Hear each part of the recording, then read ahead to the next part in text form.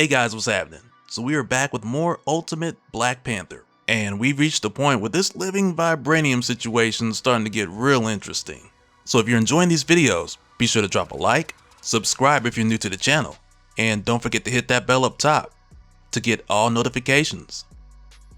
Alright, so coming back, this now brings together the two stories we've been jumping between for the past few issues, where on one hand we had T'Challa vs. Khonshu, which ended with T'Challa taking the win, and on the other we had Storm and Killmonger searching for someone who knew science and magic to bring that person back to Wakanda so they could help T'Challa learn more about Vibranium as well as anti-Vibranium, which eventually led Storm and Killmonger to finding Anan, the sorceress supreme. So now that they've returned to Wakanda with her, this finally brings together both her and T'Challa, which over time is going to cause a bit of disruption between certain alliances, and we'll talk more about that as we make our way through. But now that Anan is in Wakanda, we start out with a conversation between her and T'Challa, as we're also shown both Khonshu and Ra locked away in a Wakandan prison. But in this conversation, which is really just T'Challa and Anan getting to know each other, he asks her, "So you're a magician?" And she tells him a simple word for a many-layered thing, "Your Highness." And that's when he says, "Eric told me you're impressive." And he's not a man impressed by much. So Anan says he freed me to help you. So I'm here to help you. And that's when T'Challa says, "The world around Wakanda is swirling. I have no time for pretense, Anan. I have men who think they are gods imprisoned in my kingdom. I need honesty and clarity. Can you provide that?" And the reason why T'Challa is saying this is because he's not trying to have this conversation be anything like his conversations with Matron Amala, where she's rarely, if ever, direct, and a lot of what she says is left to interpretation. And that's why right here with Anan, T'Challa's just like, "We're not finna do that. I need you to speak clearly, speak plain, and explain it to me like I'm two, more or less." And that's when she tells him here, "Your world is science, technology, mine is myth and rumor, and challenging the basic understanding of what is possible. But I can tell you what I know about Vibranium, even if it will be bad news." So T'Challa's like, "I'm listening." And that's when she asks him for transparency, because she won't be able to help him if he's not open and honest. And T'Challa agrees to this, because we know that there's plenty of things about this T'Challa that he wouldn't want to just come out and say. But what's most important to him is that he gets to the bottom of what's happening, because this whole issue of Vibranium having a mind and a will of its own, this puts all of Wakanda at risk. And that's why without hesitation, T'Challa's just like, "Ask whatever you need to ask," because the stakes are so high. So that's where she tosses him a piece of Vibranium, and she says, "You're having dreams, aren't you? Seeing things, dreams like memories of moments you haven't lived, images of things you can't understand, seeing phantoms, hearing their voices, compelled to act in the ways they urge." So he's honest with her and he tells her yes. And that's where she asks, "What do you fear, Your Highness?" And that's when he looks her in the eye and he honestly tells her, "I fear I'm losing my mind." So she lets T'Challa know that he hasn't lost his mind, not yet at least. But she goes on to tell him, "If my theory is correct, you have a kingdom interwoven with ghosts of a very dangerous past. Vibranium is built into all of Wakanda, correct?" And that's when he tells her, "Yes, for generations we've harnessed its power. Wakanda is Vibranium." So right away, that's the part that concerns the sorceress. And she goes on to say, "Those two fellas who call themselves gods, Ra and Khonshu, do you know why they were able to harness Vibranium's power? How they awakened the earth around them, build a temple, pretend to be a god?" But for T'Challa, after defeating Khonshu, even though his people took the Moon Knight Fortress and searched inside in hopes of learning something new, this didn't lead to any new discoveries. And that's where the sorceress tells T'Challa where one of his biggest issues lie. Because even though he's highly intelligent, and perhaps even beyond a genius level, his world is based on reason and causality. So the sorceress straight up tells him that's a narrow view of existence, respectfully. And the truth is, if T'Challa only sees things for what they are, this narrow view is going to cause him to overlook everything else that's actually there. And that's what she tells him, "You have a hypothesis. You just don't want to share it. Remember what I said about transparency.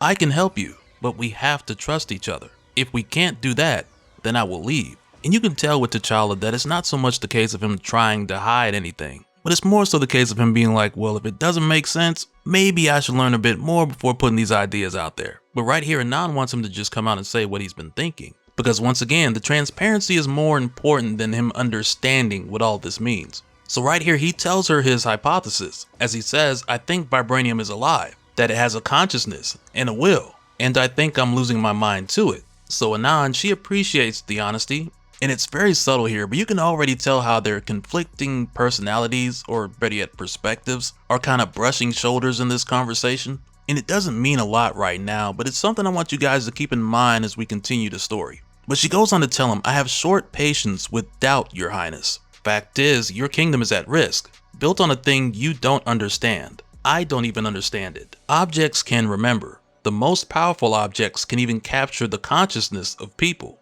You ever walked into the room of a dead person and felt them there? Same concept. Your vibranium remembers, and I'm about to show you what those memories are. But when Anan goes to reveal the memories inside of this piece of vibranium, the consciousness that was trapped inside gets out, which for a moment this has the sorceress like, oops, I might have leaped before I looked. But right when this happens, for a moment we head over to Storm and Killmonger, with the two of them having a conversation where Storm is telling him that they should leave. And I think this is a really significant beat here, because throughout this series we've been seeing the signs that have shown us how eventually T'Challa and Anan are going to end up pulling Storm and Killmonger in two different directions. Where in T'Challa's case, you have the prophecy that he was given from Matron Amala about the woman of light who would give him a child in a time of war, who he believes to be Storm. And in the case of the sorceress, she's expressed to Killmonger on multiple occasions that she needs his strength.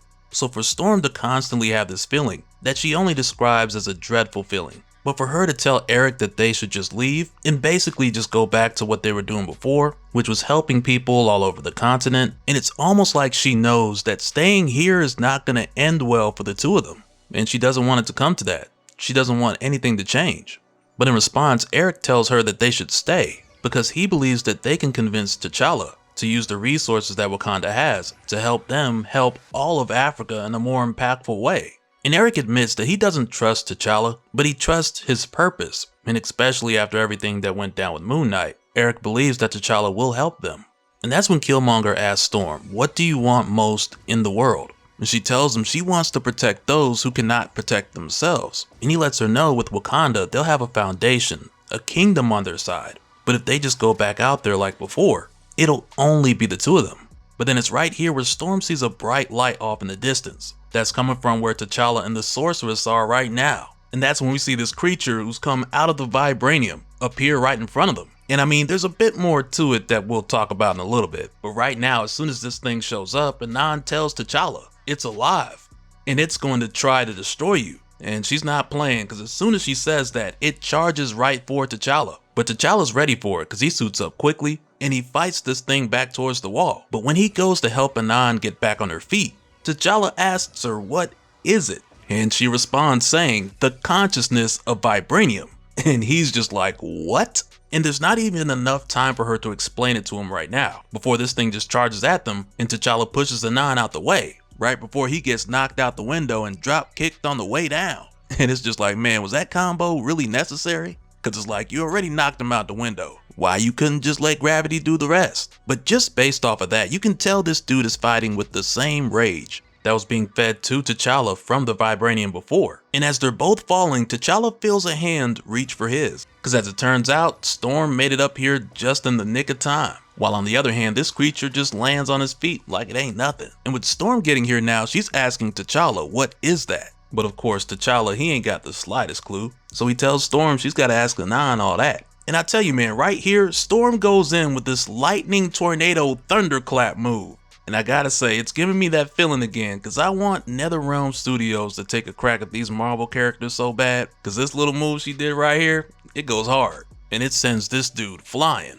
But unfortunately, it doesn't do too much damage to him, because just moments later, this dude comes back with the Avatar Vibranium bending. And given the fact that basically all of Wakanda is made of vibranium, because like T'Challa said earlier, Wakanda is vibranium, which means that makes this dude an even bigger threat. So right away, T'Challa and Storm get right back on him. And it gets crazy to the point where it even looks like this dude is pushing Storm's lightning to the side, so it's not looking good. But then it's right here where Anan, who's looking very calm, she tells them to send him her way, as she prepares a portal to send this guy out into deep space. So for the time being, things have at least calmed back down. And now that they have, T'Challa calls for Shuri to gather the Dora Milaje and the Vodou Khan, so they can look after anyone who may have been injured, get them medical attention, and take care of the fires. Only for Storm to tell T'Challa that she'll handle the fires herself. So now with it just being Anan and T'Challa again, He asks her about that thing living inside of Vibranium, and that's what she tells him its consciousness does. I gave it a form, it got out of hand. Your kingdom is filled with Vibranium. This is beyond my ability, but not beyond my knowledge.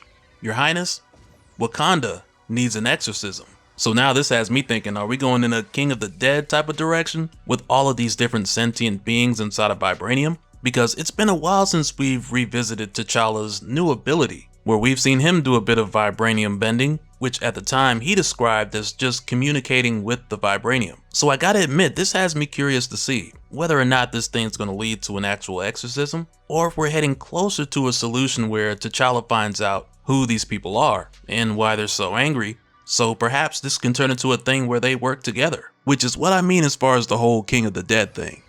But yeah, I'm curious to know what you guys think down in the comments. And so now real quick, I want to give a special shout out to all the patrons. Thank you guys for all of your support. And for anyone who's new here, who wants more information on how to support the channel, I got a link below where you can go to patreon.com/dopespill. But that'll do it for this one, guys. Let me know those thoughts and those theories down in the comments below, and we'll do it again on the next one. Alright, later.